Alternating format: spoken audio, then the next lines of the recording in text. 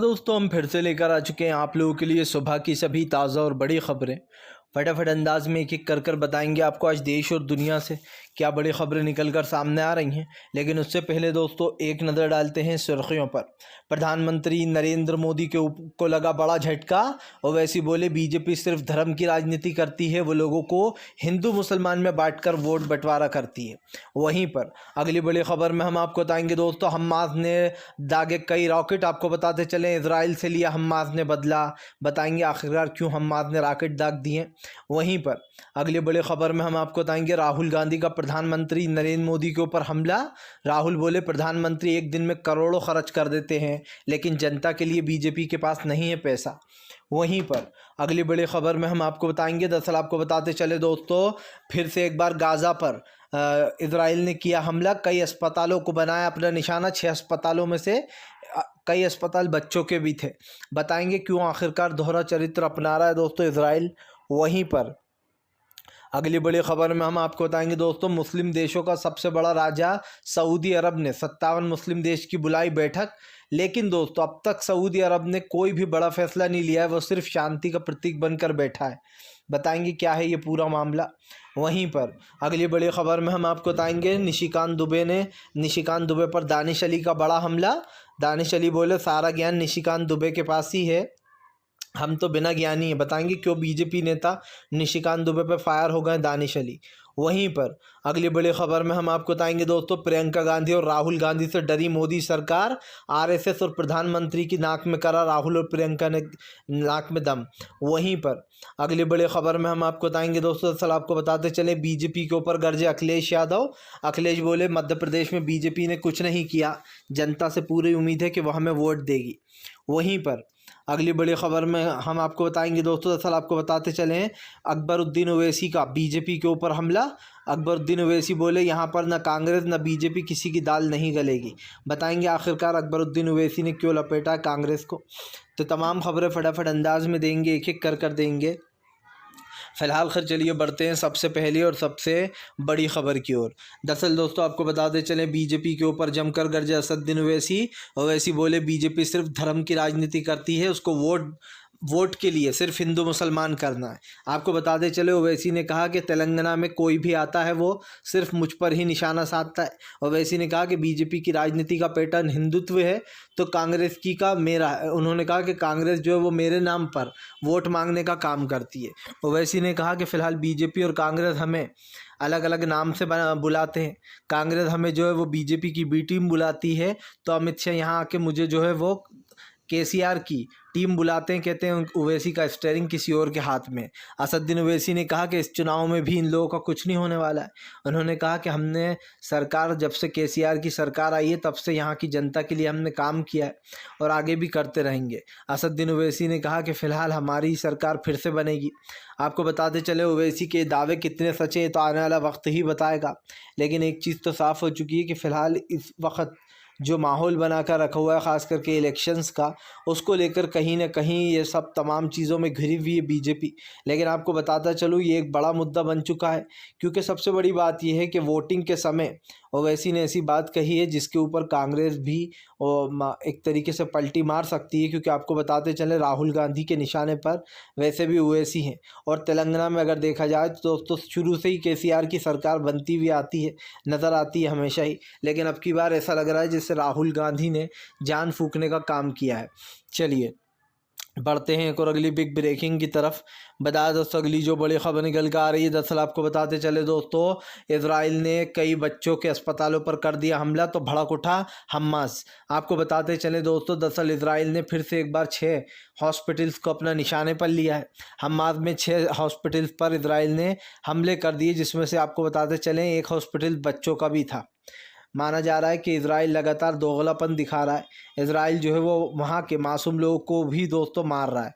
और ये सबसे बड़ी बात ये है कि हॉस्पिटलों को क्यों निशाना बनाया जा रहा है, क्योंकि दोस्तों आप समझिए सबसे ज़्यादा लोग उस हॉस्पिटलों में ही हैं। जिन लोगों की जानें जा रही हैं, जो लगातार मारे जा रहे हैं, वो कहीं ना कहीं इस चीज़ में बेफालतू में पिस रहा है। अब इसी को लेकर हमास ने ऐलान कर दिया है कि वो इजराइल से इसका बदला ज़रूर लेगा। आपको बताते चलें इजराइल ने जो 6 अस्पतालों पर हमला किया, जिसमें से एक अस्पताल बच्चों का था। और काफ़ी बड़ा नुकसान हुआ है, कई लोगों के मरने की खबर भी आ रही है। अब आपको बताते चले हमास जो है, हमास ने भी जो है यहाँ पर कई रॉकेट दाग दिए। हमास ने जैसे ही इजराइल ने ये हमले शुरू किए तो हमास ने एक के बाद एक रॉकेटों की झड़ी लगा डाली। सबसे बड़ी बात यह है कि हमास जो है शुरू से ही फ़िलिस्तीन के लिए ये लड़ाई लड़ रहा है। फ़िलिस्तीन के लोगों के ऊपर हो रहा है अत्याचार को लेकर हमास ने पूरी तरीके से जो है यहाँ पर इजराइल की बैंड बजा रखी है। एक छोटा सा आप समझिए दोस्तों, हमास देश कैसे इजराइल के ऊपर भारी पड़ गया है, सोचने वाली बात है, क्योंकि वो कहीं ना कहीं सच के लिए लड़ाई लड़ रहा है। लेकिन जो उसका तरीक़ा था जब वो इजराइल पर हमला करा वो बिल्कुल गलत था, क्योंकि वही काम उसने भी करा दोस्तों जो कभी इजराइल कर रहा था फ़िलिस्तीनियों के साथ। इसलिए जान किसी की भी जाए वो बराबर है, चाहे वो इजराइल के लोगों की जाए, हमास के लोगों की जाए या फिर किसी और की जाए दोस्तों। इसीलिए कहीं ना कहीं ये चीज़ को थोड़ा बहुत ध्यान में रखना था। लेकिन बाकी जो हमास इजराइल के लिए कर रहा है उसकी भी काबिल तारीफ़ होना चाहिए। फ़िलहाल बढ़ते हैं एक और अगली बिग ब्रेकिंग की तरफ। बता दोस्तों अगली जो बड़ी खबर निकल कर आ रही है आपको बताते चले दोस्तों, प्रधानमंत्री नरेंद्र मोदी के ऊपर गरजे राहुल गांधी। राहुल गांधी बोले प्रधानमंत्री एक दिन में करोड़ों रुपए बर्बाद कर देते हैं। अगर वो एक दिन में 2 करोड़ का सूट पहनते हैं तो एक दिन में 2 सूट तो वो कम से कम पहन ही लेते हैं। उन्होंने कहा कम से कम प्रधानमंत्री 4 करोड़ के सूट पहनते हैं, बड़े बड़े प्लेनों में करोड़ों रुपए के प्लेनों में घूमते हैं। राहुल गांधी ने कहा कि फ़िलहाल हम अगर सत्ता में आएंगे तो हम सूटों पर नहीं बल्कि जनता के ऊपर पैसा वो करेंगे खर्च। आपको बताते चले बीजेपी के ऊपर ये आरोप लग रहा है कि बीजेपी जो है वो लगातार जनता के पैसे को दोस्तों हवा में उड़ाने का काम करती है।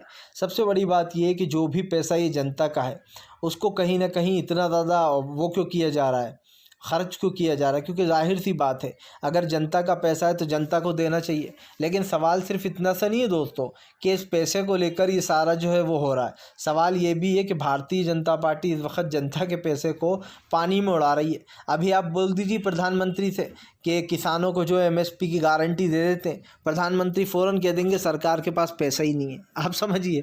और अगर अभी ख़ुद के लिए कुछ निजी चीज़ लेने की बात होगी तो सरकार के पास पैसा भी आ जाएगा और दूसरी चीज़ें भी आ जाएंगी। इसी को लेकर राहुल गांधी ने जमकर भड़ास निकाली। राहुल गांधी ने कहा कि साफ दिखाई दे रहा है प्रधानमंत्री के पास जनता के लिए पैसा नहीं है लेकिन ख़ुद के लिए तो है। राहुल गांधी ने कहा कि फ़िलहाल ये सरकार सिर्फ जनता विरोधी है। प्रधानमंत्री ने 2 लोगों को नौकरियां दे रखी हैं दोस्तों, गृह मंत्री अमित शाह के बेटे जय शाह और अडानी को। बस वही 2 करोड़ नौकरियां मानते हैं मुझे तो लगे प्रधानमंत्री, क्योंकि जाहिर सी बात है जिन लोगों का सपोर्ट प्रधानमंत्री करते हैं वो लोग सपोर्ट के लायक हैं नहीं, लेकिन फिर भी प्रधानमंत्री उनका सपोर्ट कर रहे हैं। अब कर रहे हैं तो कर रहे हैं दोस्तों, इस चीज़ को तो हम भी डिनाई नहीं कर सकते हैं कि प्रधानमंत्री अगर वो चीज़ कर रहे हैं तो करें। लेकिन देश की जनता सच देख रही है और बहुत जल्दी सत्ता से बाहर करेगी। चलिए बढ़ते हैं एक और अगली बिग ब्रेकिंग की तरफ। बता दोस्तों अगली जो बड़ी खबर निकल कर आ रही है आपको बताते चले दोस्तों, दानिश अली भड़के। दानिश अली बोले सारा ज्ञान निशिकांत दुबे के पास ही है। दरअसल दोस्तों दानिश अली को बीजेपी के नेता ने गंदी गंदी गालियां दी, रमेश बिगुड़िया ने, और वो भी ऐसी वैसी जगह नहीं, संसद में। ठीक है, उस वक्त पूरी की पूरी बीजेपी दोस्तों मुंह में खैनी दबाकर बैठी रही, मुंह में जो खीर दबाकर बैठी रही, कुछ नहीं बोला उसने। लेकिन जैसे ही नीतीश कुमार ने सेक्स का ज्ञान दे दिया तो तमाम बीजेपी के नेता कूद पड़े। जब दानिश अली को दोस्तों आप समझिए रमेश बिगुड़ी गालियां दे रहा था संसद के अंदर तब तो कोई बीजेपी का नेता नहीं बोला। लेकिन जैसे ही नीतीश कुमार का एक जो बयान आ गया, गलत तरीके से उन्होंने बोल दिया जो, उस चीज़ को लेकर बीजेपी ने पकड़ लिया था। अब दानिश अली क्योंकि अभी संसद में पेश हुए थे उसी मामले को लेकर जहां पर रमेश बिगुड़ी के खिलाफ कार्रवाई की मांग थी और महुआ मोहित्रा की सदस्यता दोस्तों निशिकांत दुबे सस्पेंड कराना चाहते हैं। इसीलिए उन्होंने निशिकांत दुबे पर हमला बोलते हुए दानिश अली ने कहा कि सारा का सारा ज्ञान निशिकांत दुबे को ही है, बाकी सब बेवकूफ़ है। आपको बता दें निशिकांत दुबे वही हैं दोस्तों जिनके ऊपर महुआ मोहित्रा फायर रहती हैं, और निशिकांत दुबे की पूरी कोशिश ये रहती है कि वो किसी भी तरीके से इस मामले को, इस मैटर को दबा दें जो प्रधानमंत्री के खिलाफ उठते हैं। इसीलिए कहीं ना कहीं निशिकांत दुबे अपने नेताओं को बचाने के लिए दोस्तों कांग्रेस के ऊपर हमलावर हो जाते हैं। कभी टीएमसी के नेता महुआ मोहित्रा को घेर लेते हैं, क्योंकि महुआ मोहित्रा वो हैं जिन्होंने कहा था कि निशिकांत दुबे के पास जो डिग्री है वो फर्जी है। वैसे अगर देखा जाए तो बीजेपी के आधे से ज़्यादा नेताओं के पास डिग्री फर्जी की बातें निकलती ही रहती हैं। आपको बता दें यहाँ पर साफ बोला गया है कि फ़िलहाल आने वाले समय में जो रमेश बिगुड़े ने किया अगर इस पर एक्शन नहीं लिया तो दानिश अली बहुत अपसेट है। बताएंगे फिर दानिश अली को क्यों गालियाँ बकी थी और इसी को लेकर उन्होंने सारा खुलासा किया है। चलिए बढ़ते हैं एक और अगली बिग ब्रेकिंग की तरफ।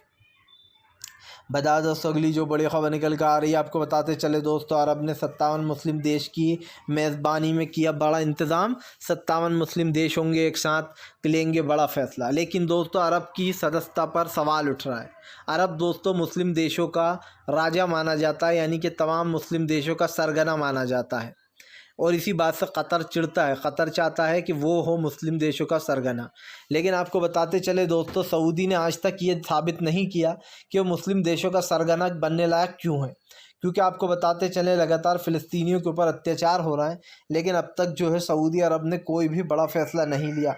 वो सिर्फ जो है वहाँ के लोगों की पर बयानबाजी कर रहा है और ख़ाली मदद की बात कर रहा है। एक तरीके से देखा जाए दोस्तों तो अब तक अरब को काफ़ी बड़े बड़े फैसले ले लेना चाहिए थे, लेकिन ऐसा नहीं हुआ। हालांकि हमें पता है अरब ये क्यों कर रहा है, क्योंकि अरब चाहता है दोस्तों कि यहाँ पर भी लड़ाई और वार शुरू ना हो जाए, इससे जनता को नुकसान होगा। और मैं भी ये मानता हूँ कि दोस्तों जगह जगह ये करने से बेटर तो ये है कि इस युद्ध को रुकवाया जाए, क्योंकि कहीं और अगर युद्ध शुरू हो गया तो वहाँ पर भी ऐसी तबाही मचना शुरू हो जाएगी। इसीलिए कहीं ना कहीं दोस्तों युद्धों से भागना चाहिए। जो भी युद्ध शुरू होते हैं दोस्तों ख़त्म होने का नाम नहीं लेते, उसमें कई मासूम लोगों की जानें चली जाती हैं। इसीलिए हम कह रहे हैं कि फ़िलहाल युद्ध का रुकना बहुत ज़रूरी होता है। और अब चीज़ों पर कहीं ना कहीं सऊदी अरब ने नज़र बना रखी है। आपको बता दें अब 57 मुस्लिम देश फैसला करेंगे कि आखिरकार इजराइल की किस्मत में क्या लिखा है। लेकिन सिर्फ यूँ कहने करने से नहीं होगा, जल्द से जल्द इस मैटर को सुलझाना पड़ेगा। सबसे बड़ी बात यह, अगर कोई मुद्दा है या किसी मुद्दे पर बात करना है तो सबको फ़ैसला लेना चाहिए। और फैसला दोस्तों इसलिए भी लेना चाहिए क्योंकि फ़िलहाल बीजेपी जो है वो कहीं ना कहीं जो है पूरी तरीके से वो हो चुकी है यहाँ पर एक्सपोज। आपने भी देखा कि भारतीय जनता पार्टी के नेता जो हैं वो इजराइल और फ़लस्तीन पर बच रहे हैं बात करने से फ़िलहाल। चलिए बढ़ते हैं एक और अगली बिग ब्रेकिंग की तरफ। बता दोस्तों अगली जो बड़ी खबर निकल कर आ रही है, आपको बताते चले दोस्तों, भारतीय जनता पार्टी को लगा बड़ा झटका। आपको बताते चले अखिलेश ने खोला मोर्चा। अखिलेश बोले मध्य प्रदेश में बीजेपी ने नहीं किया कोई काम, यहाँ की जनता नहीं देगी वोट। दरअसल आपको बताते चले अखिलेश यादव ने बीजेपी को घेर लिया। अखिलेश का कहना है कि फ़िलहाल बीजेपी के साथ कोई भी नहीं है, ना ही कांग्रेस ना ही बीजेपी, इन दोनों ने मध्य प्रदेश की जनता के साथ ठीक नहीं किया। आपको बताते चलें सीधे सीधे उन्होंने हमला बोलते हुए कहा कि मध्य प्रदेश की जनता के साथ जो खिलवाड़ जो धोखा हो रहा है इसकी ज़िम्मेदार ये सरकार है। आपको बता दें अखिलेश ने सरकार पर हमला बोलते हुए कहा कि फ़िलहाल सारी दुनिया देख ही रही है कि ये सरकार कैसे काम कर रही है। उन्होंने कहा कि क्या प्रधानमंत्री और दूसरे नेताओं के पास इस बात का जवाब है कि मध्य प्रदेश में उन्होंने क्या विकास किया। अखिलेश यादव ने कहा कांग्रेस ने भी यही किया, ये लोग ओबीसी पिछड़े और दलितों के ख़िलाफ़ हैं। उन्होंने कहा कि जब से हम सत्ता में हैं तब से ही हम लोगों की मदद करते हैं और सबसे पहले जातीय जनगणना का मुद्दा हमने उठाया था। आपको बता दें अखिलेश ने कहा कि ये लोग तो वो हैं जो जातीय जनगणना से भागते हैं, लेकिन हम लोग ही हैं जिन्होंने जातीय जनगणना का मुद्दा उठा रखा है। सबसे बड़ी बात यह है दोस्तों कि यहाँ पर कुछ लोग हैं जो लोग ऐसी भी चीज़ों को ऑब्जर्व नहीं कर पाते, और सरकार की नीतियाँ जो है वो तो आपको पता ही है। ऐसे में अब सरकार को जो यहाँ पर दोस्तों पूरी तरीके से फ़ेल बता दिया अखिलेश ने। उन्होंने साफ कहा कि फ़िलहाल मध्य प्रदेश की जो सरकार है वो पूरी तरीके से फ़ेल हो चुकी है, हर काम में फ़ेल है। और दोस्तों कहीं ना कहीं अखिलेश यादव का ये बयान ये साबित करता है कि अखिलेश के बयान ने सरकार को तहलके में ला दिया है। अब अखिलेश जो है वो आने वाले समय में और क्या बड़े फैसले लेने वाले हैं तो वक्त ही बताएगा। लेकिन अभी एक चीज़ तो साफ़ है कि अखिलेश यादव ने मध्य प्रदेश पर पूरा फोकस लगा दिया है। चलिए बढ़ते हैं एक और अगली बिग ब्रेकिंग की तरफ। बता दोस्तों अगली जो बड़ी खबर निकल कर आ रही, दरअसल आपको बताते चले दोस्तों, मनीष सिसोदिया के जेल से आने के बाहर भड़क गए जो है यहाँ पर अरविंद केजरीवाल बोले एक एक कर बीजेपी हमारे तमाम नेताओं को डाल रही है जेल में, उसका प्लान ये है कि वो सरकार को गिराएगी। आपको बताते चले दोस्तों केजरीवाल ने कहा कि मनीष सिसोदिया के साथ अच्छा व्यवहार नहीं हो रहा।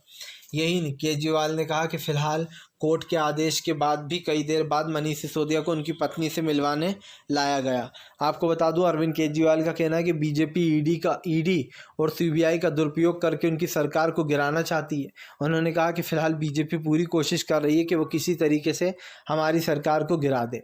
दरअसल दोस्तों एक चीज़ तो साफ़ हो गई है कि यहाँ पर ये बड़े फैसले जो लिए जा रहे हैं, जैसे कि अभी ये कहा गया कि भैया ईडी सीबीआई ने जो है नोटिस जो भेजा था केजरीवाल को, उस पर केजरीवाल ने सीधे सीधे जाने से मना कर दिया था, क्योंकि कहीं ना कहीं दोस्तों केजरीवाल के मन में ये बात थी कि अगर वो गए तो ईडी उनको गिरफ्तार कर सकती है। इसीलिए केजरीवाल के वकीलों ने बीच का रास्ता निकाल लिया और ये कह दिया कि अरे भैया आप किसी को डायरेक्ट बुला नहीं सकते हो पूछताछ के लिए। यही कारण है दोस्तों जो केजरीवाल उस वक्त तो बच गए थे, लेकिन अब बीजेपी इसी फिराक में है कि जल्द से जल्द केजरीवाल को निशाना बनाया जाए। इसको लेकर आपको बता दें केजरीवाल ने बड़ा खुलासा किया। उन्होंने साफ कहा है कि फ़िलहाल उनको बीजेपी अपना निशाना बनाने की कोशिश कर रही है। सबसे बड़ी बात यह है दोस्तों कि केजरीवाल जैसा इंसान जिसने दिल्ली के लिए अच्छा काम किया, बीजेपी उस इंसान को भी जेल में डालने की कोशिश करेगी, क्योंकि बीजेपी का तो सिर्फ एक ही मकसद है। उसका पूरा मकसद क्या है दोस्तों कि किसी भी तरीके से दिल्ली की सरकार को हासिल कर लेना। मतलब जो दिल्ली में सरकार है अगर उसको हासिल कर लिया तो बीजेपी का काम बहुत आसान हो जाएगा। इसीलिए बीजेपी पूरी कोशिश कर रही है कि वो दिल्ली की सरकार को अपने अंडर में ले ले, पर कहीं ना कहीं केजरीवाल बीजेपी के ऊपर 100 गुना भारी पड़ रहा है। चलिए बढ़ते हैं एक और अगली बिग ब्रेकिंग की तरफ। बता दोस्तों अगली जो बड़ी खबर निकल कर आ रही, दरअसल आपको बताते चले दोस्तों बीजेपी को लगा बड़ा झटका। आपको बताते चले दोस्तों हर जगह चल रही कांग्रेस की लहर, राहुल और प्रियंका बने आरएसएस के लिए ख़तरा।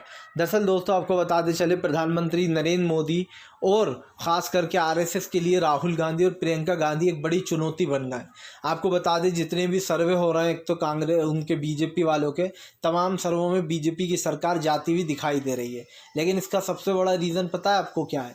राहुल गांधी और प्रियंका गांधी का एक फैक्टर। इन दोनों ने दोस्तों आरएसएस की जड़ें हिलाना शुरू कर दिया है और अभी तो सिर्फ शुरुआत है, अभी तो सिर्फ शुरुआत है। आने वाले जितने भी चुनाव हैं उन चुनावों में आपको राहुल गांधी और प्रियंका गांधी का एक अलग ही रूप देखने को मिलेगा। इसमें दोस्तों एक चीज़ साफ हो जाएगी कि आप देख लेना जो प्रियंका गांधी और राहुल गांधी हैं इनकी जुगलबंदी से कहीं ना कहीं दोस्तों बीजेपी परेशान होने वाली है, क्योंकि हमने पहले भी कहा और फिर कहेंगे कि राहुल गांधी और प्रियंका गांधी एक बड़ा चेहरा माने जाते हैं दोस्तों, ख़ास करके राजनीति के लिए। और ऐसे में इन दोनों ने बीजेपी और आरएसएस की जड़ें हिला दी हैं। जो लोग कभी बीजेपी को वोट दिया करते थे या फिर आरएसएस को, उनकी विचारधारा पर राहुल गांधी और प्रियंका गांधी ने हमला किया। प्रधानमंत्री ने तो समझ चुके हैं कि प्रियंका और राहुल के इस वार से उनका बड़ा नुकसान होगा, इसीलिए प्रधानमंत्री ने दोस्तों इसकी डेंटिंग पेंटिंग भी शुरू कर दी है। हाँ मतलब इस चीज़ को सुधारना शुरू कर दिया, लेकिन एक चीज़ तो साफ़ है कि बीजेपी को दोस्तों इस मुसीबत के बारे में अभी पता नहीं था, पर अब बीजेपी को इस चीज़ के बारे में पता चल चुका है। और मुझे ऐसा लगता है कि भारतीय जनता पार्टी को दोस्तों सोचना तो हो गई, क्योंकि आने वाले समय में बीजेपी को इससे बड़ा नुकसान नहीं होगा, क्योंकि अभी एक चीज़ समझ में आ गई आपको और हम दोनों को, जनता को, कि फ़िलहाल बीजेपी इस वक्त धर्म की राजनीति कर रही थी। अब उसे पता चल गया कि धर्म का मुद्दा फ़िलहाल ख़त्म हो गया है, इसीलिए दोस्तों बीजेपी धर्म के मुद्दे से उठकर कुछ और सोचना चाह रही है। इसलिए वो ओबीसी की बात कर रही है, पिछड़ों की बात कर रही है, लेकिन वहाँ पर भी फेल फ़िलहाल। चलिए बढ़ते हैं एक और अगली बिग ब्रेकिंग की तरफ। बता दोस्तों अगली जो बड़ी खबर निकल कर आ रही है, दरअसल आपको बताते चले दोस्तों हमाद और इजराइल की जंग में दोस्तों फ़िलिस्तीनियों के अस्पतालों पर हमले से भड़का अमेरिका। आपको बताते चले इजराइल ने जो है यहाँ पर इजराइल ने फ़िलिस्तीन के एक अस्पताल पर, बच्चों के अस्पताल पर भी हमला किया। टोटल उसने 6 हॉस्पिटल्स को अपना निशाना बनाया। उन 6 हॉस्पिटल्स में से एक दोस्तों चिल्ड्रंस का हॉस्पिटल था, यानी कि बच्चों का, जिसके बाद ये माना जा रहा है कि फ़िलहाल अब अमेरिका ने चेतावनी दी है कि अगर इसी तरीके की हरकतें करते रहे वो लोग तो इसको माफ़ नहीं किया जाएगा। और मुझे ऐसा लगता है माफ़ करना भी नहीं चाहिए, क्योंकि जो इस वक्त दोस्तों फ़िलिस्तीन कर रहा, इजराइल कर रहा है सॉरी, उस चीज़ को कहीं ना कहीं टॉलरेट करना बहुत मुश्किल हो जाता है। इस वक्त उस चीज़ को टॉलरेट करा गया तो आप समझिए सबसे ज़्यादा मुसीबत भी बन जाएगा। और इजराइल को सबक सिखाना इसलिए भी ज़रूरी हो गया है क्योंकि कई मासूम फ़िलिस्तीनियों की जान जा चुकी है और अब भी वो अपनी हरकतों से बाज नहीं आ रहा है दोस्तों। इसका सीधा सा मतलब आप अच्छे से समझ सकते हैं कि आखिरकार उसका प्लान है क्या, वो चाहता क्या है।